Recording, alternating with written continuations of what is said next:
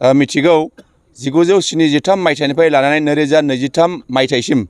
जे जोंहा रुनिकाटा सान्थिपुर सम'ब समितिया 50 बोसोराव आगान सुरबायमोन दा बे 50 बोसोरनि गेजेराव थांनाय जोंहा 18 मे खालि नमिनेशन होखांनायनि उनावहाय 28 मे खालि जोंहा मोनसे बिसायख'थि जानानै थांदोंमोन बे बिसायख'थिखौ लानानै दिनैहाय मैया आरो दिनै साननै जों बे बिसायख'थिनि जे फिथाइ बे फिथाइखौ फोसावनो थाखाय जोङो भट साननाय हाबाफारिया सोलिबाय थादोंमोन दा दिनै फैयै फैयै जोङो साननै बेबादि जे बिसायख'थिनि जे फिथाइ जों बेखौ साननानै दिनैहाय जोङो जोंनि थाखाय मोनसे देरहासारनाय मोनसे सान हिसाबै जों दिनै मोननो हादों जों दिनैहाय खोब गोजोननाय मोनदों जे जों दिनै बुंनांगोन जे मुलुगावनो दा पृथिबियावनो बेबादि बिसायख'थिनि फिथाइ साननायखौ जोङो साननै नुफेराखैमोन नाथाय जोङो नैबे रुनिकाटा सान्थिपुर सम'ब समितिनि जे फिथाइ साननाय बे फिथाइ साननाया साननैनि गेजेरावसो जोङो मोननो हादों बेयो बिश्व रेकर्ड जानांगौ होननानै आं सानो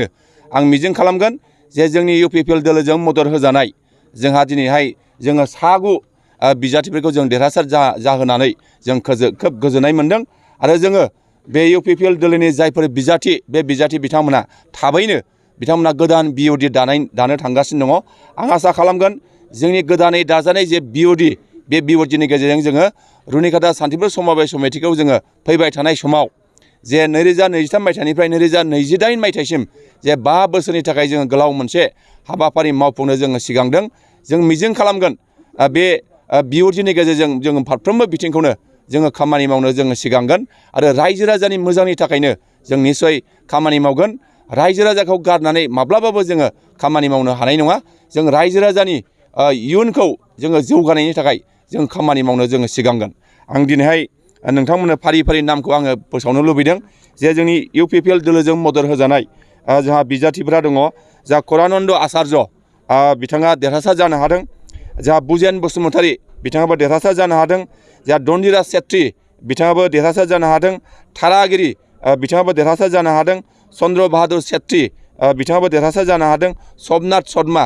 बिथाङाबो देरहासार जानो हादों पुर्णकान्त दैमारी बिथाङाबो देरहासार जानो हादों चन्द्र बसुमतारी बिथाङा ST रिजार्भेशनाव उइदाउट कन्टेस्ट बिथाङा देरहासार जानो हादों आरो जोंहा उइमेन रिजार्भेशन हिसाबै जोंहा सासे देरहासार जानो हादों मलाखि बसुमतारी दा जोंनि UPPLनि जे बिजाथि बे बिजाथिफ्रा दिनै 9 जन देरहासार जानानै निस्सय बिथांमोनहा थाबैनो जोङो गोदान BOD जानो थांगासिनो दङ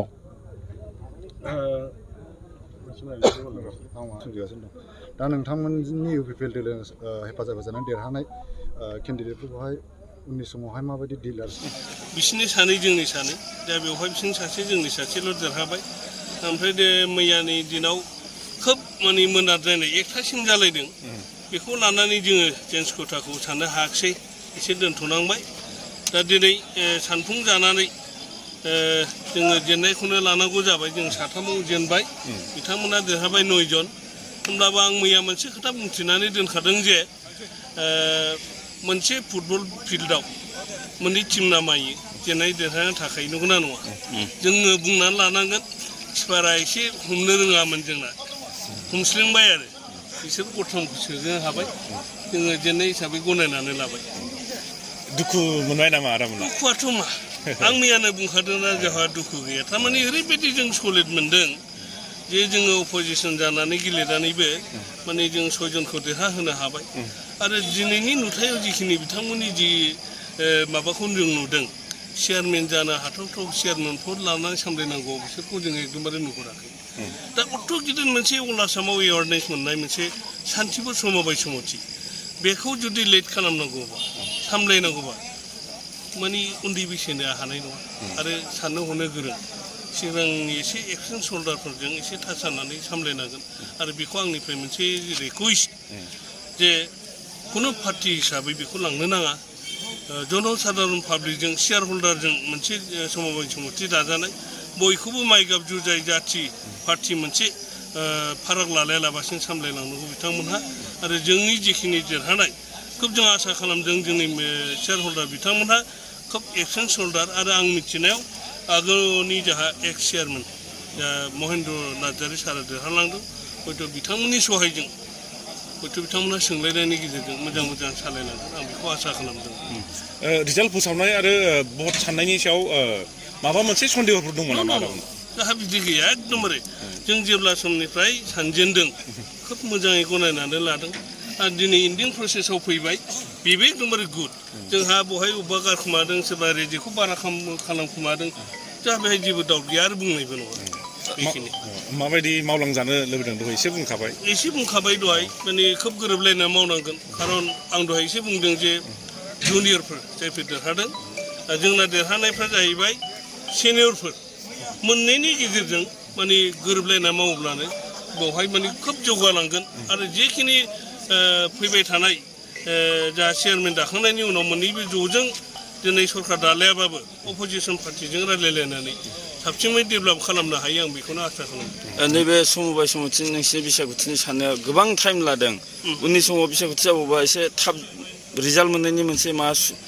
दङ उफायफोर दं होननानै सानो नामा नोंथांमोना दा बेखौ आं ओरैबायदि दुखु मोनदों खुब गोबाव जाबाय हमनानै ला माने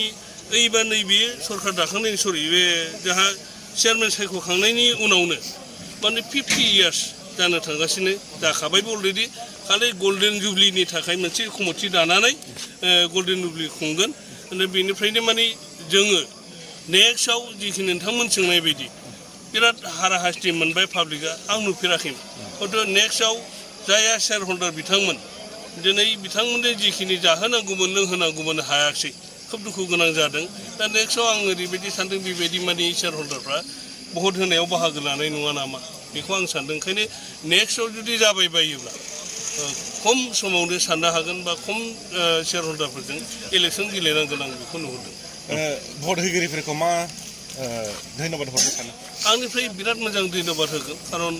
जोंनि गेजेराव बेबायदि इलेक्सनफ्रा जाफेराखै नुफेराखै जों दिनै आदा बैसो जालायलांबाय